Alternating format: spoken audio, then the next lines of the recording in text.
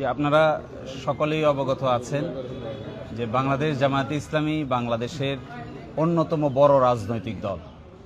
সকল গণতান্ত্রিক ব্যবস্থায় এবং সংসদীয় রাজনীতিতে জামায়াতে ইসলামী এই দেশের অবিচ্ছেদ্য অংশ। বাংলাদেশ প্রতিষ্ঠার পর থেকে আজ পর্যন্ত যে কয়টা সংসদ হয়েছে, সঠিকভাবে নির্বাচন হয়েছে, সব নির্বাচনেই জামায়াতে ইসলামী জনগণের ম্যান্ডেট নিয়ে সংসদ সদস্য হয়েছে, এমনকি সরকারেও অংশগ্রহণ করেছে। কিন্তু আশ্চর্যজনক বিষয় হলো 2008 সালে জামায়াতকে ইলেকশন কমিশন একটি নিবন্ধন ইস্যু করেন, কিন্তু বাংলাদেশের হাইকোর্ট মেজরিটির জাজমেন্টের ভিত্তিতে এই নিবন্ধনটি বাতিল করেন। এর বিরুদ্ধে আমরা আপিল করেছিলাম। আপিল মামলা শুনানি আজকে শেষ হয়েছে। শুনানি অন্তে আগামী 1 জুন 2025-এ এই মামলার রায়ের জন্য দিন নির্ধারণ করা হয়েছে।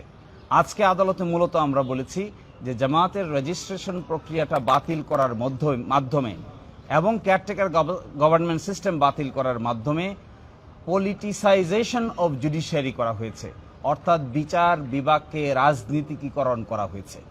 এবং আজকে যে জামায়াত ইসলামীর নিবন্ধন মামলা শুনানি হচ্ছে, যারা এই নিবন্ধন মামলা শুনানি অন্তে নিবন্ধন বাতিল করেছেন, তারা মূলত বাংলাদেশের উচ্চ আদালতকে রাজনৈতিকভাবে ব্যবহার করেছেন এবং এই জন্যই নিবন্ধনটি বাতিল করা হয়েছে।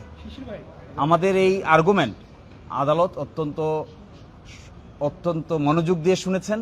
আমরা এক্সপেক্ট করব যে আমাদের এই আর্গুমেন্টের ভিত্তিতে আগামী 1 জুন ইনশাল্লাহ জামায়াত ইসলামী তার নিবন্ধন ফেরত পাবে এবং একই সাথে বাংলাদেশের রাজনীতিতে জামায়াত ইসলামী নতুন উদ্যমে নতুনভাবে মানুষের সাপোর্ট নিয়ে মেজরিটির ভিত্তিতে বাংলাদেশের রাজনীতিতে গুরুত্বপূর্ণ ভূমিকা পালন করবে ইনশাআল্লাহ।